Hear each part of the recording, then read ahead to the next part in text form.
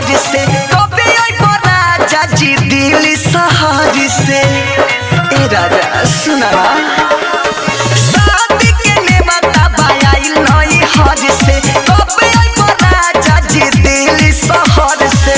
Ticket करालो तत्काल राजा जी, टिकट करालो तत्काल राजा जी। ले ले आइहा टिकुलिया लाल राजा जी, ले ले आइहा टिकुलिया लाल राजा जी, लाल राजा जी हो लाल राजा जी। ले ले आइहा टिकुलिया लाल राजा जी। म्यूजिक बाय विकेश भोजपुरिया, ज्योति रिकॉर्डिंग स्टूडियो घोड़ा सहन लखन। भाई भौजाई बोलवले बमाई हमरा के 10 दिन पहिले। भाई के शादी बा मिलल आजादी बा एही से राजा कहिले। अरे काहे नहीं सुनो जी। भाई भौजाई बोलवले बमाई हमरा के 10 दिन पहिले। भाई के शादी बा मिलल आजादी बा एही से राजा कहिले। ना कब हिलाएंगे रुमाल राजा जी, ना कब हिलाएंगे रुमाल राजा जी। ले ले आइहा टिकुलिया लाल राजा जी, ले ले आइहा टिकुलिया लाल राजा जी, लाल राजा जी हो लाल राजा जी। ले ले आइहा टिकुलिया लाल राजा जी।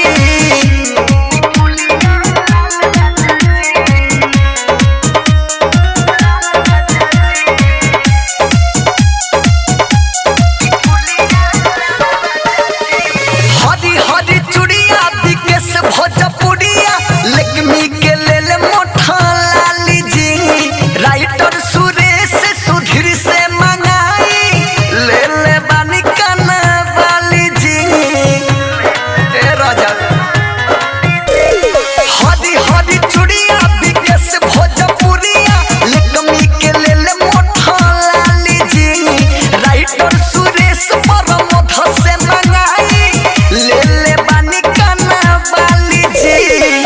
खुशी से बानी बेहाल राजा जी, खुशी से बानी बेहाल राजा जी। ले ले आइहा टिकुलिया लाल राजा जी, ले ले आइहा टिकुलिया लाल राजा जी, लाल राजा जी हो लाल राजा जी। ले ले आइहा टिकुलिया लाल राजा जी। शादी के नेवता बायाइल नई हर से कबे आइबो राजा जी दिल शहर से।